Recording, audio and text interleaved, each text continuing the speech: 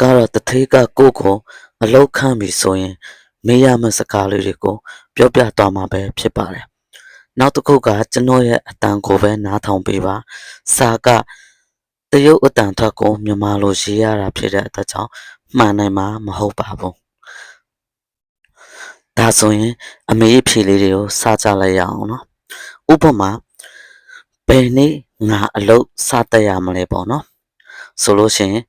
我幾號開始返工我ဆိုတာငါ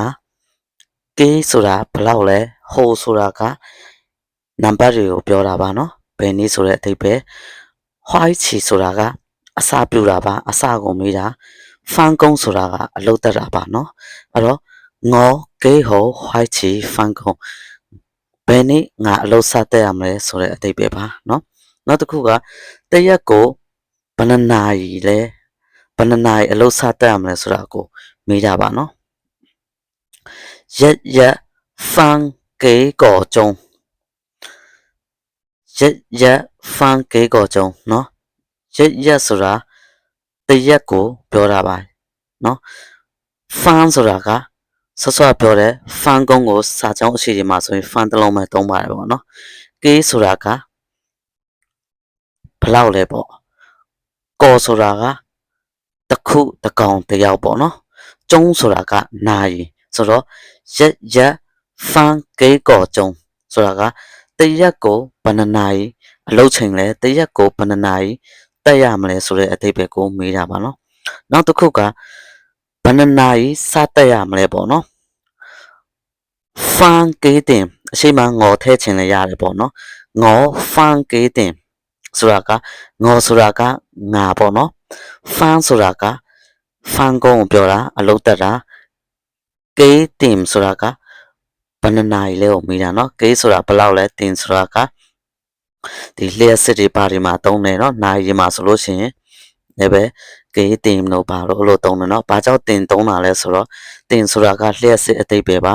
နာရီတွေကတခဲနဲ့လေပတ်တာမို့လို့တင်ကိုထည့်ထားတာပါနော်နောက်တစ်ခုကဘယ်ချိန်အလုပ်သိမ်းရမလဲစောက်ကေးတင်စောက်ကေးတင်ဆိုတာကစောက်ဆိုတာကစောက်ကုန်းကိုပြောတာပါစကားရှိချိန်မှာဆိုရင်စောက်တစ်လုံးပဲသုံးပါတယ်စောက်ဆိုတာသိမ်းတာ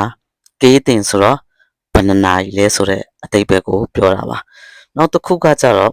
တလကိုဘယ်နှရက်ပိတ်လဲဆိုတာကဘယ်လိုမေးမလဲရက်ကော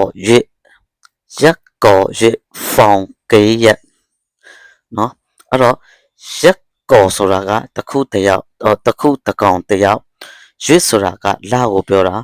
ဖောင်ဆိုတာကဖောင်ကာကိုပြောတာစာကြောင်းအရှိမလို့ဖောင်တစ်လုံးနဲ့သုံးထားတယ်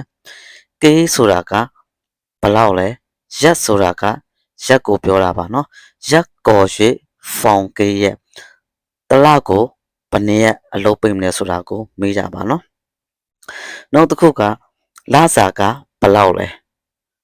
ဆိုတော့ရန်ကုန်幾多မေးလို့ရတယ်